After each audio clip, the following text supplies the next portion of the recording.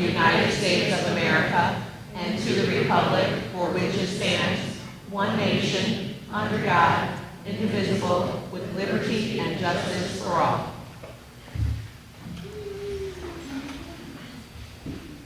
Well, I'd like to thank everybody for coming and thank Central for hosting us this evening. It's nice to see a great crowd.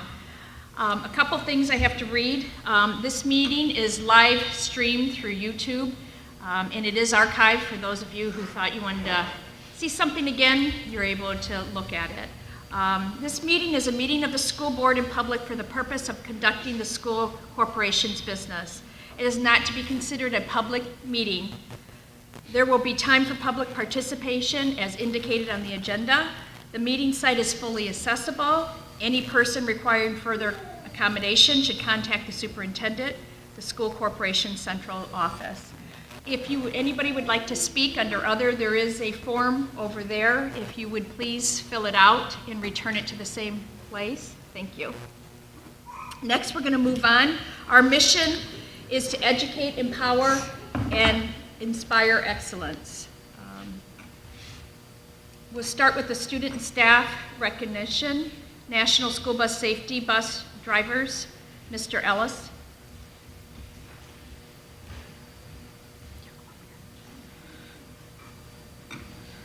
Thank you.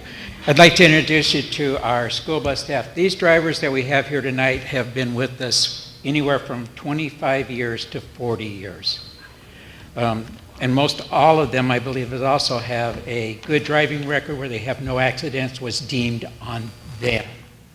And I'd like to introduce them. I'll start with first, Rita Wright, 25 years. If you'd come up, please. Joanne Elkins, 25 years also. Cindy Jones, 27 years. Lynn Messenger, 28 years. Barb Allison, 33 years. Sandy Miles, 36 years. And I do have to tell you a funny story that I always tell Levada. Levada has been here so long that actually I believe she probably drove a horse and wagon to bring the kids to school in. And she always tells me close, but it was a stick shift that I drove. Levada Coat, 40 years.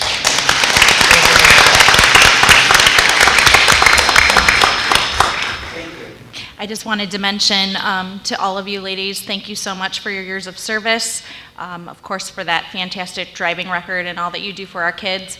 I thought it was quite amazing when Mrs. Devers-Lowy sat with you and everyone had said, who wouldn't want this job? It's the best job in the world. You get to see kids smile every morning and every night. So thank you for all you do, and we'd love to shake your hands.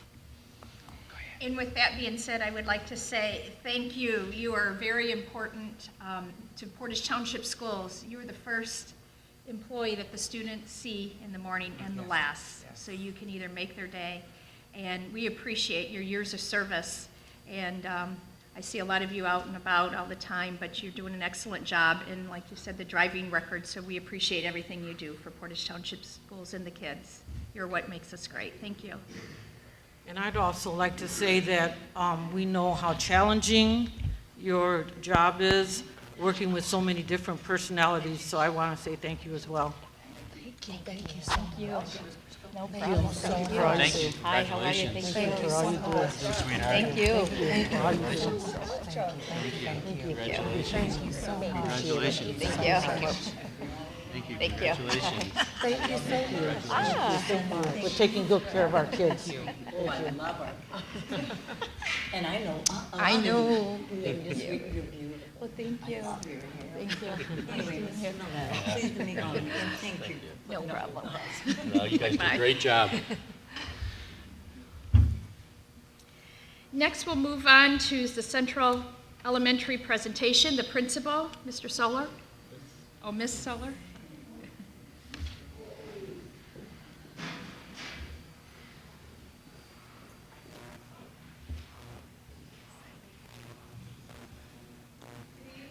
Superintendent Alanis, President Chris And trustees, my name is Sue Solar, and we'd like to welcome you to Central Elementary School. This evening, we would like to highlight the great things that are happening throughout our Reading Block.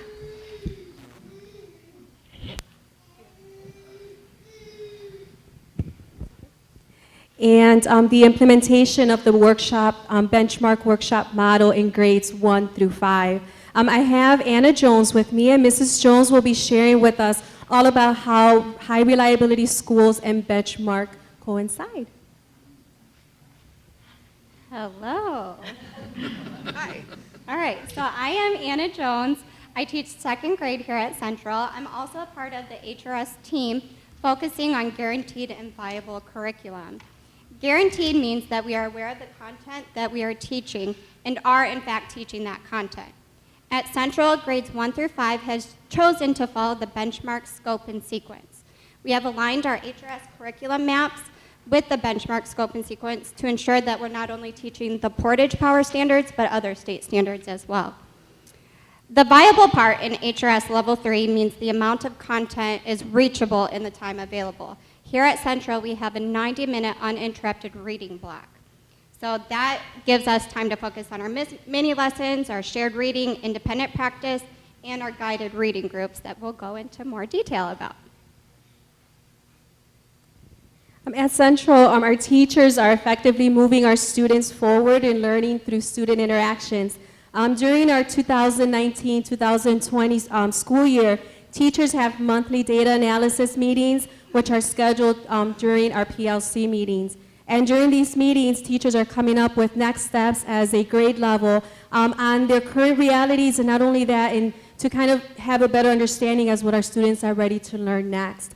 The way that our teachers have set up the workshop model, it allows our students to work on skills that they, again, are ready to learn based on our NWA learning continuum. And these skills are taught through small guided instruction and differentiated learning stations. So if we go to the next slide. This evening we have the privilege of having our very own Central Elementary School teachers here, and they're going to be sharing how they have successfully implemented the following balanced literacy components into their daily reading instruction.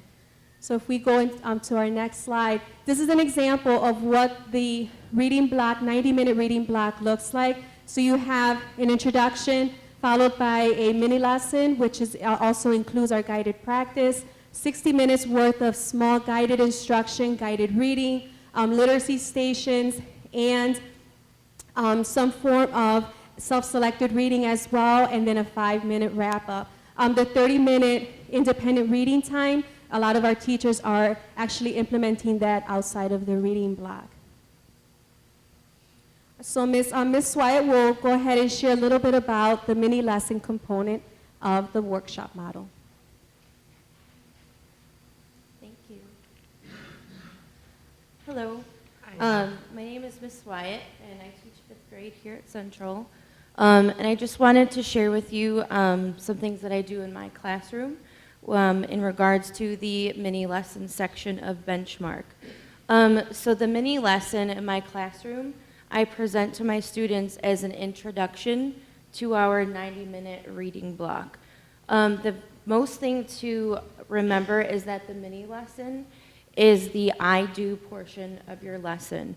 So you want to make sure that this is your whole group direct instruction. A key point here is that your mini lesson should be no longer than 10 to 15 minutes in length. Your mini lesson is really meant as your time to introduce a new skill or a new concept to your students. And during this time, you should really be focusing on modeling a lesson to your students. The mini lesson is used to introduce or preview what's coming up in your unit, what's coming up in your lesson, and what's coming up in your upcoming week during your lesson plans. Your mini lesson can also be used as a focus point for your upcoming workshop time, your guided practice, and also your independent sections during this 90-minute session. During this time, as the teacher, you should also be focusing on not only your academic standards, but your I can statements, you should be referring to those as well, just so that your students know your expectations and your target goals of your lessons. Your mini lesson during this time in my classroom, what we mainly focus on is sample problems, going over vocabulary, modeling skills with short reading passages, basically targeting a specific skill as a whole group. You want to make sure that you are focusing on curriculum, your standards, and your I can statements. Your instruction should also be a gradual release to your students. Remember that your portion is this, your teacher modeled whole group section. You are working as a teacher towards guided practice for your students, which is the next step in the process. And your ultimate goal for your students is that you want them to, your end product is that you want them to successfully be working independently. And that is the next session of our presentation. Hello, good evening. I'm Kristen Swanson. I teach 3rd grade, and I'm here to speak about guided practice. So we just heard Laura speak about the I do section of our literacy block, and during this time, it's a lot of teacher modeling and stating objectives. During the guided practice portion of the literacy block, teachers are moving to the gradual release portion of the We Do. So the teacher is engaging students in the classroom on tasks that allow them to collaborate with their peers or have little activities that the teacher can walk around and monitor and listen to the students' feedback during this portion. So as they're working, they can see if they're actually grasping the I can before they release them to independent instruction time. And so the teacher can then make better decisions and instructional focuses and actually give a target right away. If somebody isn't doing doesn't understand that concept right away, the teacher can intervene right away before sending them out into independent work time. So again, the We Do portion of this allows the teacher to get feedback from students about where they're actually at in their learning, and so they can make instructional decisions before moving into independent practice, which is the next portion.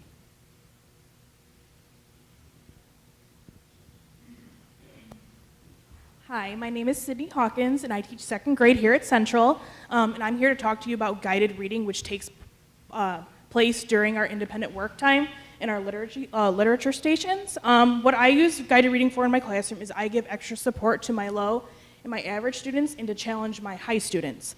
I meet with my low students 1 to 2 times a day, and my average students about twice a week just to check in, make sure they're continuing their skills. And I meet with my high kids once a week just to check in. I give them a book study to do during that week so they are able to apply all of the skills that they're learning. Having these students practice these skills with me during these groups helps them use them during the independent practices, which I'm going to go over next.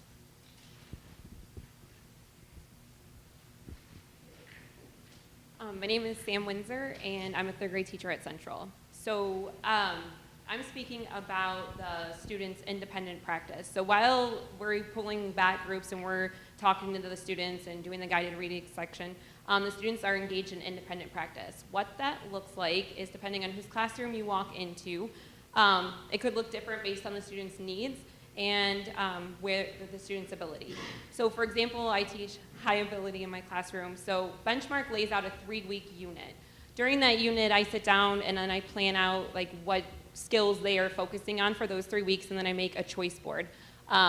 Since I teach high ability, I have like a book study that they have to do first, and then after they do that day's book study, then they're able to pick different topics off of the choice board to complete. So that choice board will go for a 3-week unit. Then for other classrooms, depending on the instructional support and where the students are at, the students lead small groups where they have centers where they work on the same skills but at their own levels based on scaffolding. Next is Kathy Doyle with conferencing. Good afternoon. I'm Kathy Doyle. I teach 1st grade here at Central Elementary, and I'm here to speak with you about independent reading with conferencing. In my 1st grade classroom, it's working out really well because it is at the end of the day, and I have my Title I person come in and my assistant. The children choose books at their independent reading level, which means they're able to read on their own. They choose 2 books, and once everybody, and that's it, they can't get back out of their seat, 2 books, it's right there. And then we walk around and we conference with them, and they read to us. And the key to this is Once you say, I'm only going to come listen to you if you're reading, they're reading. Their eyes are on that book because they want you to come. So Mrs. Rivera, who is my Title I helper, she walks around, I walk around, and Mrs. B, my assistant, calls them up to her. And it's amazing that they can read, and I'm not making this up, for 20 minutes because they have 2 books and we walk around. And I get to 3 or 4 people, Mrs. Rivera gets to 3 or 4, and Mrs. B gets to 3 or 4. So it's working beautifully. Thank you all for coming. Thank you so much, teachers, for sharing. I would like to share a 1-minute video. This video highlights what takes place during our reading blocks here at Central.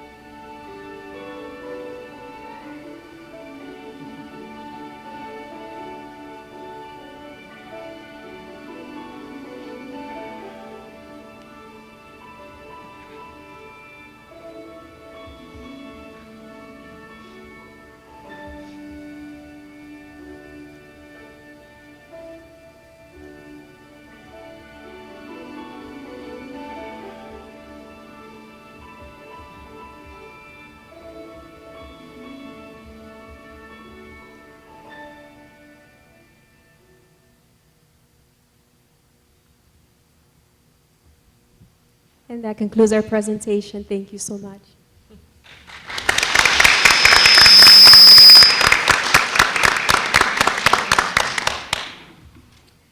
Well, thank you, Ms. Soler and your staff. We appreciate the presentation that you gave us today. As board members, we have to do professional development, and when we go for professional development, there's some things that we learn and we bring back, and obviously there's a lot of things that, you know, you're just standards through the Indiana Department of Education or through the Department of Education. And it's good to see some of the buzzwords that we hear when we go out for professional development, and sometimes even at a national level. It's good to see that you're incorporating them, such as the NWEA, the PLCs, differentiated learning, ICANN statements, the literacy block, the guiding practices, the independent practices, the reading practice. Obviously, Portage Township Schools wants to be nationally recognized. That's one of our goals through our strategic plans. And with staff and teachers and a principal like yourself, you are going to get us there, and we appreciate everything you do for our students. And you're doing a great job. And you need a pat on the back again, because once again, the presentation that you gave was exemplary. Thank you.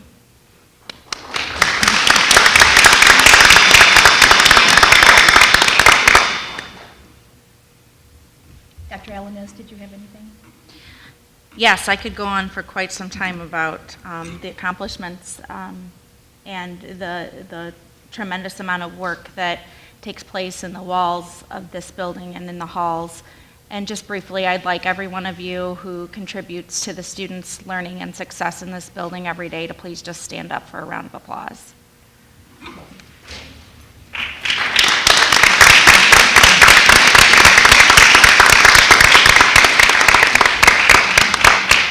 The one thing that I just want to mention is there is so much opportunity for teacher leadership and the employee leadership in this building as far as the support staff is concerned. There is no doubt that Central has chosen to be involved in leading practices.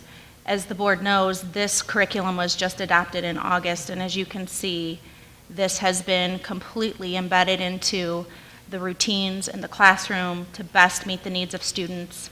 and it's very evident in the practice that they preach, as well as what you've heard, which is that it's focused on students engaged at their individual and independent level. It's personalized learning, and it's hard work for everyone involved. And I just want to again say thank you, and just as there's been a long road here at Central, thinking back to those years as being a D school, and those practices are still embedded, but they've grown and they've improved.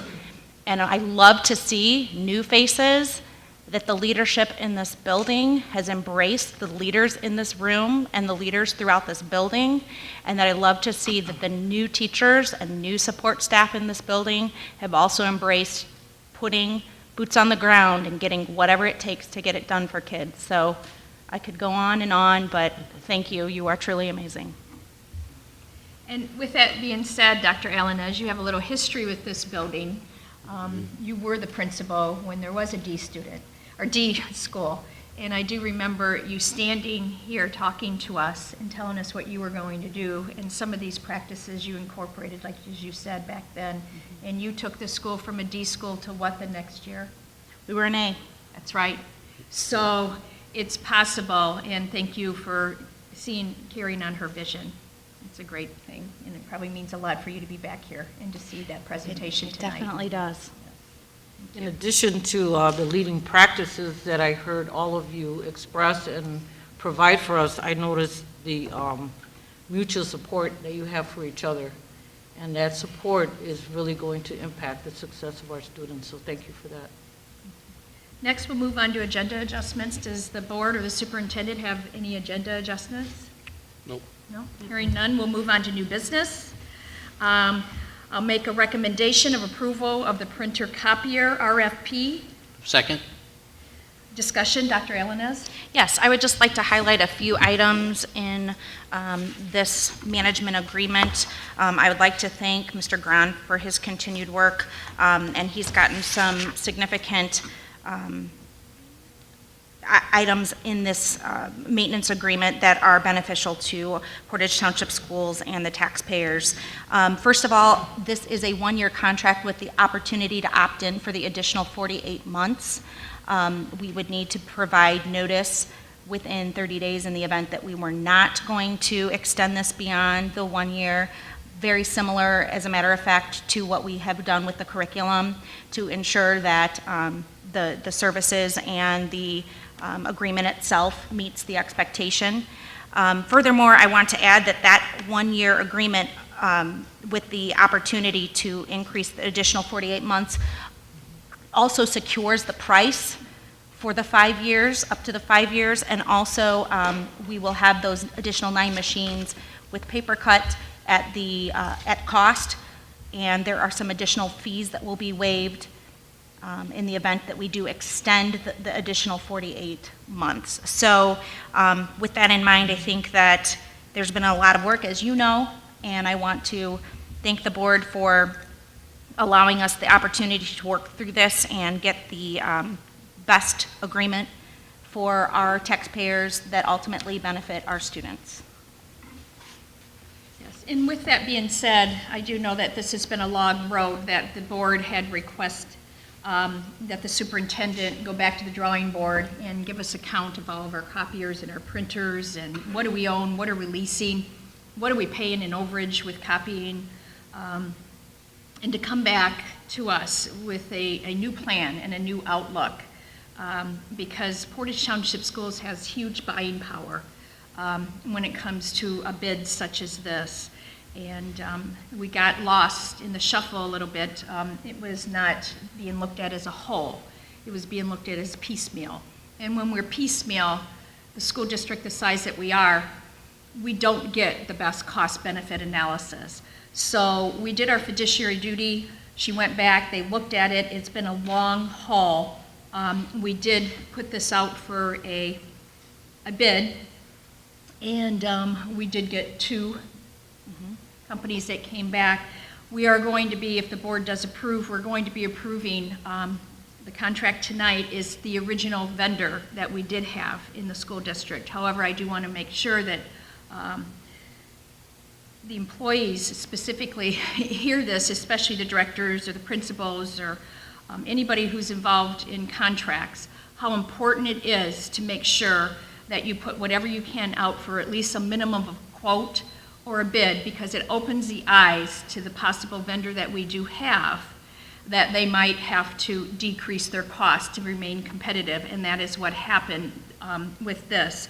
And with that being said, Dr. Allen, as this is a current vendor that we're going to be possibly approving tonight, how much did they decrease their cost? I'm going to have to A pull guesstimate. that up. Was it in the 35% Somewhere around range? I cannot recall the exact percentage. I do believe, though, it is somewhere around 25% or so. 25? And what was the dollar amount that we saved just by having this put out for a bid? Let me see here. I believe it's 35 or 40,000. Yes. So keeping the same vendor, but because we did the board request that this did go out with our fiduciary duty, because this is the taxpayers' dollars we're talking about, saving $35,000 to $40,000 with the same exact vendor, and then not only that, we're getting what, additional 9 machines? Correct. And how much are those worth? I can't even begin to guess that, but it is significant. It's a significant amount. Significant. So would you say around less than 50 or greater than 50,000? I would say probably a little greater than 50. Okay. So we save approximately $100,000, and then what this board has said before with contracts, we do not want to have contracts that have these hidden clauses in them, such as auto renewal. So before you know it, you're in an auto renewal of a contract and you didn't even get to opt out, because a lot of them will have 90 days where you have to opt out. And that's hard to keep track of for some individuals. So now we have what's considered a contract routing form, where it's all on one form and it's in a Google Docs, and there's reminders that go out depending on when we have to look at that. And also, we did not want any automatic increases, because those are typically in all of your contracts where there's automatic increase. So when this contract came through, I asked Dr. Alanes to go back and have your staff look at that. And I know that we did have the 1-year opt-out. However, we did have the 1-year opt-out, but they were going to take the 9 machines away. And also, if we did even opt out to the additional 48 months, then it would have been the auto increases in there. So thank you, and thank your staff for going back and fighting for the taxpayers of Portage Township Schools and having a keen eye on that. And we have a great contract tonight. And once again, thank you for everything you've done and your staff with this. It's been a long haul. It's been a learning experience for this board. It's been a learning experience for a lot of staff members. So thank you all who's been a part of this. It has been painful Yes. to get there, and we appreciate the hard work that was put into it. I also want to mention the rollout plan. This is, it's a model for other things that we do within the district, to put this in a rollout plan, so there's a very clear understanding and expectation of how we're going to handle this. So thank you for, and your staff, for putting that together as well. That's really beneficial for us as a board to gain an understanding, and for you and your staff on how this process is supposed to take place. Yes, there's no doubt that the collaboration that Mr. Grahn and Mr. Lesich in particular were doing to make sure that, as you stated, the auditing of all machines, the number of copies, the life of machines, the current value of the machines, determining if it was appropriate to lease or continue to keep with what machines we had. So there was a lot of work. It was a long process, but again, I think the end result proves that hard work was well worth it. And then not only that, just having the management component of it, where we have a software that will manage the machines and let us know, now you have to use your scanner to copy, so we know who's actually making copies, and it's going to be limited on color copies. There's only going to be a few color copies in the district, and you have to have a special code, if I'm not mistaken, to override the black and white or have access to that special copier machine. And majority of what we copy needs to be black and white. So It's also very nice because with paper cut, sometimes unintentionally, you'll hit print and it will be on the last machine that you used, and it might have been a colored machine. So now with paper cut, it will pop up and say, are you sure you want to print this in color? Yes. And sometimes it's, oh no, I didn't mean to print that in color. So there's also really good reminders on there that just help us all. So now it's monitored? Yes. Yes, where it wasn't before. So thank you. Any other discussion? Hearing none, call the roll, please. Trustee Finley? Yes. Trustee Vasquez, yes. Trustee Maleta? Yes. Trustee Oprisco? Yes. Next, we'll move on to the acceptance of early intervention grant. Do we have a motion? I make a motion to accept the early intervention grant. I'll second. Discussion? Call the roll, please. Trustee Finley? Yes. Trustee Vasquez, yes. Trustee Maleta? Yes. Trustee Oprisco? Yes. Next, we'll move on. We'll need a motion for the acceptance of the Title II grant funds. I'll make a motion to approve the Title II grant funds. Second? Discussion? Call the roll, please. Trustee Finley? Yes. Trustee Vasquez, yes. Trustee Maleta? Yes. Trustee Oprisco? Yes. Mrs. Prisco, if I may, Sure. there are some people here who maybe don't need to stay.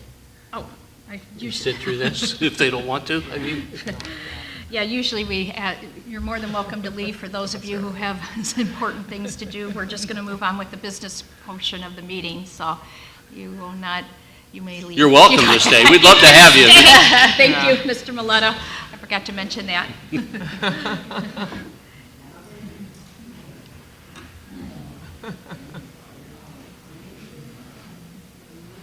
you a minute.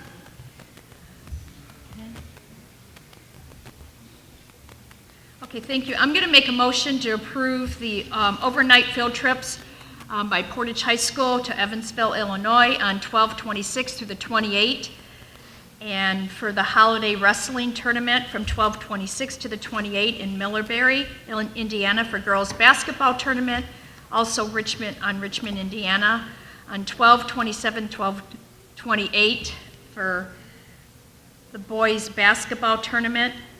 Do we have a second, please? Second. Discussion? Call the roll. Trustee Finley? Yes. Trustee Vasquez, yes. Trustee Maleta? Yes. Trustee Oprisco? Yes. I'd like to make a motion to recommendation to adopt the 2020 budget resolution R13-2019 for appropriations and tax rates. Second? Discussion? Call the roll, please. Trustee Finley? Yes. Trustee Vasquez, yes. Trustee Maleta? Yes. Trustee Oprisco? Yes. I'd also like to make a motion for the recommendation to adopt resolution number 14-2019 for the 2020 capital projects plan. Second. Discussion? Call the roll, please. Trustee Finley? Yes. Trustee Vasquez, yes. Trustee Maleta? Yes. And Trustee Oprisco? Yes. Do we have a motion to adopt the resolution 15-219 for the 2020 bus replacement plan? I'll make that motion. And I'll second. Discussion? Call the roll, please. Trustee Finley? Yes. Trustee Vasquez, yes. Trustee Maleta? Yes. And Trustee Oprisco? Yes. I'll make a motion for the resolution of R16-2019 to transfer education funds to operation funds. Second? Discussion? Call the roll, please. Trustee Finley? Yes. Trustee Vasquez, yes. Trustee Maleta? Yes. And Trustee Oprisco? Yes. Do we have a motion to recommend to adopt the 2020 financial goals? I'll make a motion to adopt the 2020 financial goals. Second. Discussion? Call the roll, please. Trustee Finley? Yes. Trustee Vasquez, yes. Trustee Maleta? Yes. And Trustee Oprisco? Yes. Do we have a motion for the second reading and approval of policy 8120, volunteers, and 9150, visitors? I make a motion to approve the policy 8120 for the volunteers and visitors. And I'll second. Discussion? Call the roll, please. Trustee Finley? Yes. Trustee Vasquez, yes. Trustee Maleta? Yes. Trustee Oprisco? Yes. And I'll make a motion for the superintendent's consent adjustment agenda for the personnel report for October 2019, for the donations for October 2019, for the claims report 2019, and for the facility use report 2019. Do we have a second? I'll second. Discussion? Call the roll, please. Trustee Finley? Yes. Trustee Vasquez, yes. Trustee Maleta? Yes. Trustee Oprisco? Yes. Next, we're going to move on to board consent agenda. I'd like to make a motion for the minutes of the regular board meeting of September 23rd, 2019, the minutes of the executive session for October 7th, 2019, the meeting minutes of the special board meeting public hearing for tentative agreement on October 10th, 2019, the meetings of the public hearing for projects of October 14th, 2019, the meeting minutes of the public hearing for additional appropriations for GO bonds of October 14th, 2019, the minutes of the public hearing for additional appropriations for debt service of October 4th, 2019, the minutes of the public hearing for the 2020 budget, new tax levies, CPF, and bus replacement plans of October 14th, 2019, the minutes of the public meeting for ratification of October 14th, 2019, and the minutes of the discussion meeting of October 14th, 2019. Do we have a discussion, or do we have a second, please? Second. Discussion. Call the roll, please. Trustee Finley? Yes. Trustee Vasquez, yes. Trustee Maleta? Yes. And Trustee Oprisco? Yes. Next, we'll move on to Board Development Committee reports. Trustee Oprisco, the legislative update, policy, and board plan. The policy, we are in the process of scheduling another meeting. As far as the legislative update, I do supply board members and the superintendent with anything that is going on at the state or the federal level. And talking about the federal level, we do have a federal flash, which is a video that we'll show this evening.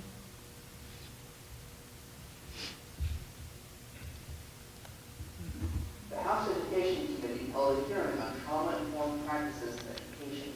The White House reversed money away from schools for the border wall. A new coalition is announced to make education a priority in the 2020 election.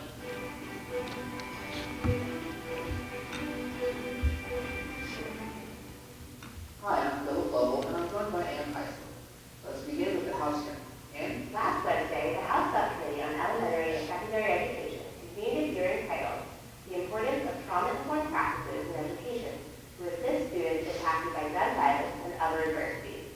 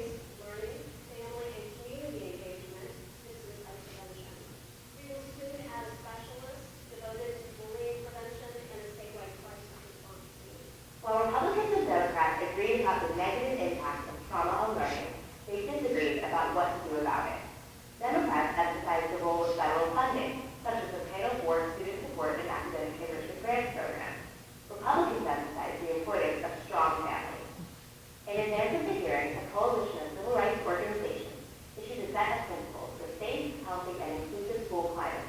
Available at the link below. In addition, the Alliance for Excellent Education issued a fact sheet with 10 things to know about trauma and learning. You can access this fact sheet and other information about the science of learning at the link below. On the other side of the Capitol, the Senate plans to move legislation funding the U.S. Department of Education, but ended up postponing because of a disagreement over abortion policy. Meanwhile, the White House is moving forward with plans to divert funds from school construction projects on U.S. military installations to instead be used to construct the border wall. A group of 40 organizations, including us here at All for Ed, sent a letter to President Trump opposing the move. Our last story of the day. A new coalition of 20 education and civil rights groups, including All for Ed, has come together to advocate for all presidential candidates to propose a comprehensive education agenda that promotes equity and universal access to ongoing learning opportunities for everyone living in America, from early childhood education through K-12 to secondary. The group, Ed 2020, chaired by All for Ed board chair Dan Lee, has released a set of principles and policy recommendations. For more information, visit ed2020.org. That's all for today. For email alert of the next letter roll flash is available, email us at alliance@allfored.org. Thanks for watching. We have another one.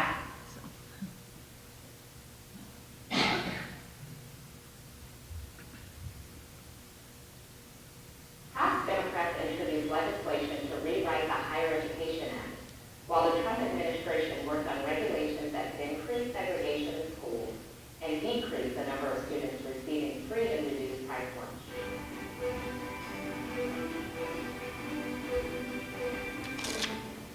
Hi, I'm Monica Allman, and I'm joined by Ann Heisler. Let's begin with the Higher Education Act. Ann. Chairman Bobby Scott of the House Education Committee introduced legislation this week to rewrite the Higher Education Act, or HEA. If you're not familiar with it, HEA is the federal law that governs higher education and sets parameters for things like the federal student aid program, including group payment plans, programs that help pay college costs for low-income students, and the free application for federal student aid, aka the FAFSA. Chairman Scott's proposal, the College Affordability Act, has three primary goals. First, it aims to lower the cost of college.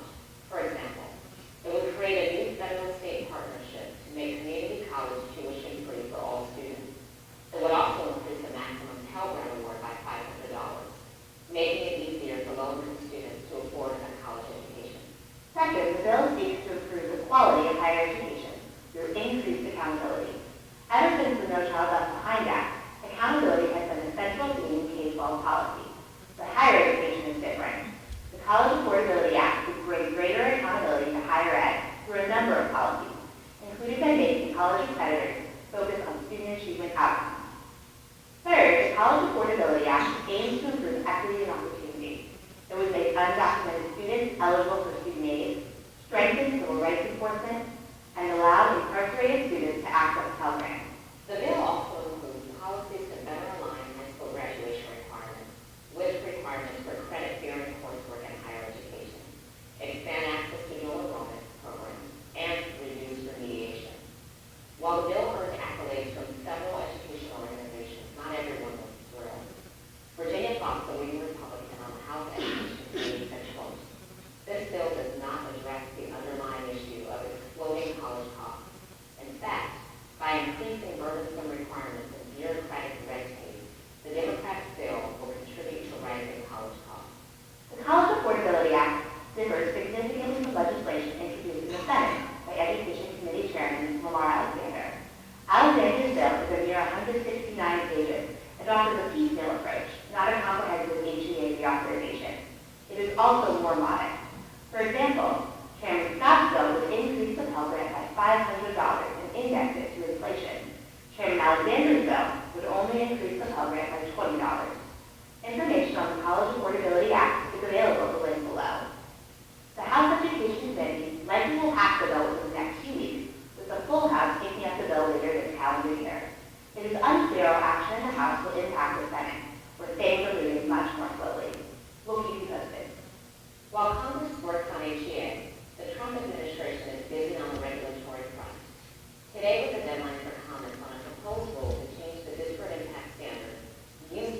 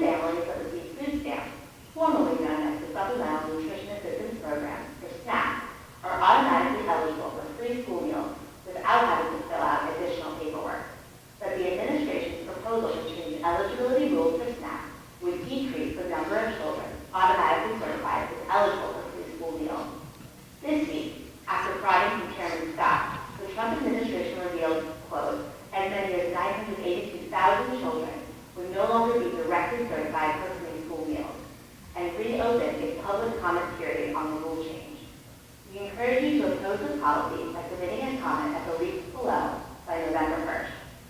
That's all for today. For an alert when the next federal flash is available, email us at alliance@allcorrect.org. Thanks for watching. So once again, you can see that public education is being attacked from the federal level and along with the state level. So Trustee Maleta, do you have any report out? No reports this week. Trustee Vasquez? No, I will be meeting with the PTF on November the 12th. Okay. And I know that we do have with Trustee Clancy, I didn't know she wasn't coming, did you? I did not. No, okay. Do we have the grant ready? We are finalizing that this week, Mr. Brown and I, and then we'll make sure that she has that prior to her next meeting. Which will be prior to our meeting? Correct. Correct, thank you. And Trustee Finley? No update. You gave the update regarding policy, so thank you. Superintendent report updates? I do have a few items, in particular, the adverse childhood experiences, as was spoken about in the federal flash. I want to mention that last school year, on one of the professional e-learning days that our teachers participated in, as well as support staff, we have trained everyone on adverse childhood experiences and just how that truly impacts a child's overall well-being. In particular, as they are stating at the federal level, that this takes a true community partnership to meet the needs of our students who face these difficult situations and these experiences that are traumatic. I want to share with the board that today Mr. Wilson came to my office, and we've been now asked, Portage Township Schools, to present at the Whole Child Summit in Bloomington on our partnership regarding this comprehensive and collaborative approach to school safety and security, regarding the various organizations that Portage Township Schools works in collaboration with, the mental health organizations across Northwest Indiana. We met last week with Christy Goss from the Department of Education, and she came up here, as you know, because we were meeting, and Portage hosted the, forgive me for, Mr. Wilson, what was the title? Yes, Take a Breath, Self-Care. This was in the only one in Northwest Indiana, and the DOE hosted it at Portage High School in our renovated space. Afterwards, Christy came over, and as you know, in December, I'll be speaking with the state school board, along with 3 other superintendents, about our work in the district and the approach to positive interventions regarding mental health for our students. So the reason I bring this up is because she was very impressed with the direction of Portage Township Schools to collaborate with these mental health facilities, because they are unable at this time to find an operating model where multiple agencies are coming into a school district and able to service students in a manner that has a collaborative approach regardless of the organization. And so I want to commend Mr. Wilson and Mrs. Williams, because they work in collaboration between the grants and getting these organizations into our buildings. And again, as the federal flash has stated, this is just such an important topic, because until our students' well-being is the first priority, the learning cannot occur. We know that to be true. I also just want to mention that of course, congratulations to our MCJROTC program. If you've not seen the pictures, you're going to see it on the Good News. They were part of the ceremony for the induction of the USS Indianapolis Navy ship this past weekend, and they've also done very well in their competitions, and they continue to get accolades from other districts about their kindness to others, the way they root and cheer for other school districts, and their overall just true sense of collaboration, and they're very well mannered. So again, just something to be proud of for our kids. Also, the Pride of Portage marching band went to state, and Mr. Maleta, I know you were there. They had an additional challenge with the weather, so it was indoors, and our marching band is truly phenomenal, but of course that small amount of space they had compared to what they're used to was definitely an additional challenge, but those kids persevered and did their very best and performed well. November 5th, Election Day, is our e-learning day, and you will see that the professional development is going to focus in on Benchmark and Pearson. In particular, some of those teachers you saw this evening will be part of providing that professional development to teachers, as well as the opportunities that Mrs. Williams has put together for the teachers based on the feedback on the surveys that they have provided with the implementation in the first quarter. So we've got some good things going there. The good news videos, just want to share with you.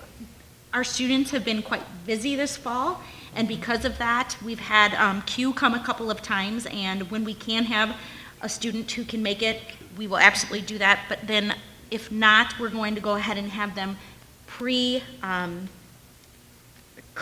a video, a short video for us. So I've asked that they combine those for our next meeting, because this was on short notice that I had asked them to do that, so at the end of last week with fall break. So in the event that we can't have one of them here in person, they'll still be able to deliver the good news to you.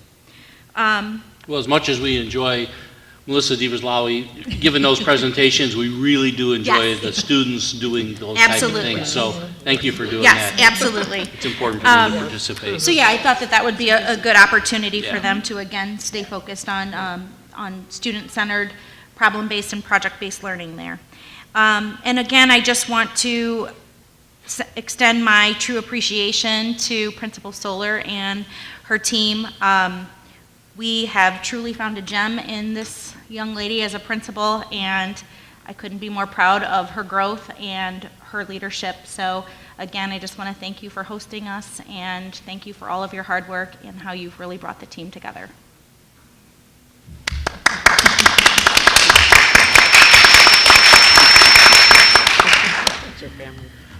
I have a couple of things. I know that a couple board members had stated, and I noticed too, it was really nice to see the greeters in the hall of your staff, showing us the way and just saying hello. That meant a lot.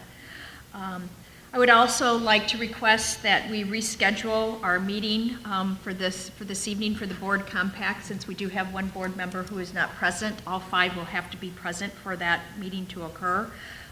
Is it okay if we reschedule that meeting after our next discussion meeting? Or- Yes. Good with me. Dr. Alanes, are you okay with that? That would be fine with me. And will you please see then if Seamus can Skype in on that meeting, since he developed the compact? Sure. So that any questions can be answered possibly through him. Okay. Also then, Mrs. Langren, do you have everybody respond to you as far as the boards for the dates that you need for the superintendent's evaluation? And those are confirmed with everybody? Okay. Did I respond? Okay, just making sure. I responded for you. Did you? Thank you. I'm in. So if we could just add those into the upcoming meeting, so everybody's reminded of those. And remind me twice, because lately I've Yes. been kind of missing those things. Okay, and with that being said, I believe we do have one individual or a public comment form. Yes, we do. I wanted to say something. Oh, okay. Wanted to give a shout out to our girls cross country team. They did really well. They took 4th in semi, and they're advancing to state, so congratulations to them. Congratulations to our own Tommy Elwood on his semi-state run. He didn't get where he wanted to be, but he's got spring track coming too, I believe, that he'll still run and do some things there. Thank you, Dr. Alanes, for the Empowered event with the girls on October the 19th. That was really special. We had a group of young ladies from grades 4 through 12 organized throughout Portage. Mr. Kapp has organized it. Dr. Alanes and a bunch of ladies throughout of the area really got together and did some great things. It was fun hanging out with a bunch of little women. They're not little girls, they're little women. Want to wish all the students well for second quarter, and with the good news report and all the videos and things that are shown, I am an advocate, true follower on Portage Township Schools on Facebook. So I love to see all of the engaging activities that our teachers are doing for our students. So I want to say thank you for all of the leadership that you're providing for our teachers here, and I want to say thank you to the teachers for all of the engaging activities. There are some things on there, I'm like, I don't know if I could have done that as a teacher. But, you know, to put the energy and effort and the thought into doing the activities that you're doing, so thank you. I want to say that to our teachers. And to the Chic and Tech ladies, I want to say that you guys are an amazing group. I'm excited to see that we have such a diverse group of female leaders who are returned from college for that Empowered Weekend to do what they were doing. They are going to be impactful for our future astronauts, engineers, doctors, teachers, lawyers. It was just amazing to see that they are the ones that led that event for our young ladies. So thank you so much for that. Thank you. And I will assume, Dr. Alanez, is the reason why you didn't bring some of that up is that that's going to be included in our good news video that we should have had this evening. That's going to be Yes, there will given be, to the absolutely be. public and to Yes, the board. in the next- absolutely. I figured that. Thank you. Otherwise, I know that you would have mentioned those items. Thank you. Okay, with that being said, does anybody from the public have anything under other? We do have one public comment form, if you'd like to come forward.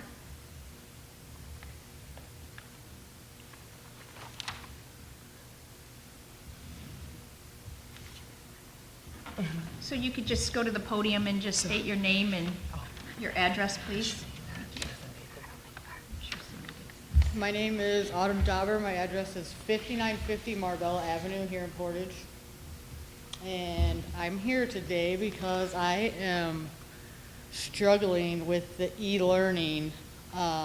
We are a low-income family and we don't have access to the internet at our house, nor do I have a vehicle. And we found that this first e-learning of the year with the kindergartner and the first grader was extremely difficult, trying to find a ride to go to the public library to use the computers there.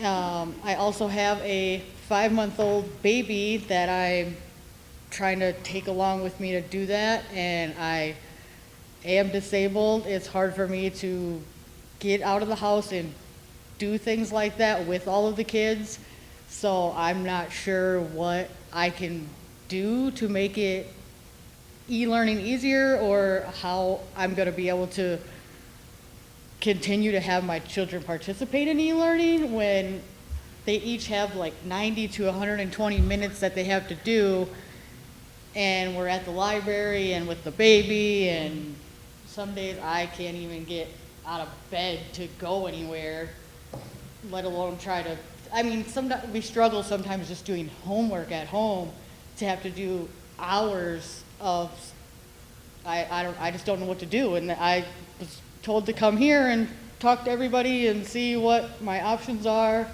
and how I can get some help with that, or. If I may. Can I just interject for a second? I just wanted to ask, Ms. Dower, did you go to an administrator, such as a principal, with your concerns? No. No. One of my friends is on the PTO here at Central, and she said that I should try to just come talk to the board and see what. So what we always recommend as a board of trustees is that you follow your chain of command. There is resources that are available, and I don't think that's for the board to let you know what those resources are, but I do know that the principal would know what those resources are. And we have many individuals, obviously, that are in similar or same circumstances as yourself, that there are, like I said, resources. So I know that Dr. Alanez would be the ultimate person to respond to, but I would say as a board member that we would probably direct you back down to your principal to get those resources and for that individual to help you. And if they do not, then please, the next chain of command would be the assistant superintendent and then the superintendent and then the board. Okay. Okay? Yes, but we definitely do have solutions. Yes, we do. We Yes. do. We understand. Yes, We understand your dilemma, yes. and we do have things in place to help with that. Yes, yes. Thank you. Thank you. And I just want to say thank you because, there's no doubt that parent involvement can be a challenge. And when you're trying to meet the needs of your learners at home, we absolutely understand sometimes that comes with additional challenges, and we will absolutely work with you and your family. And this is another opportunity for us to share with our families across the district the various resources that we have in place. So thank you for coming this evening, because that will tremendously help other families who are experiencing similar circumstances because we'll get that information out again. Dr. Allen, can you just briefly explain why we have e-learning days? I sure can.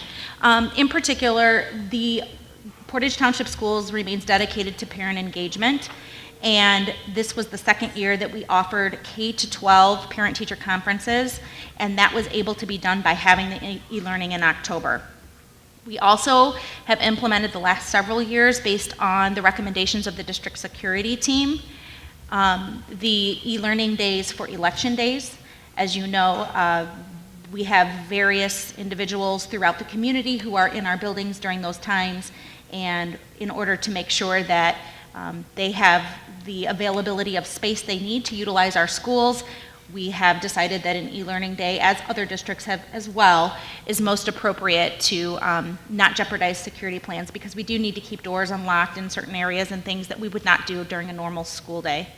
And then during those times when we do have those e-learning days, the great opportunity is outside of the parent-teacher conference day, our teachers are provided with the professional development, as you are aware, such as Benchmark that's coming up here in November. And those are 2 days a year. We do those 2 days a year. There are some districts that do e-learning monthly.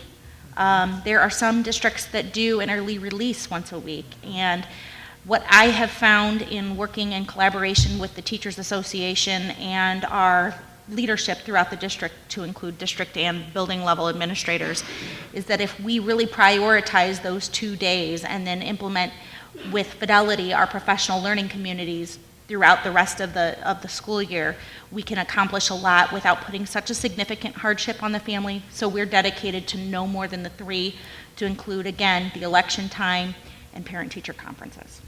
Can you also address the inclement weather days that we have? Snow days. Yes. So regarding weather days, whether it be due to the extreme cold or snow, we do have those, and again, it's for the safety of students not being out on the bus stop when there's a possibility of frostbite. We work in collaboration with the meteorologist students at Valparaiso University and in collaboration with the street department in Portage and throughout the township, as well as the superintendents in our area. I do want to also mention that when those things occur, to include the e-learning days that are scheduled. We have the opportunity, and this will be one of the options that we present regarding that resource, to provide families with a packet in the event that they are unable to complete it, just due to we have one device in the household and there's 4 children, all the way to not having a device at all, or not wanting the students to work on a small screen such as a cell phone.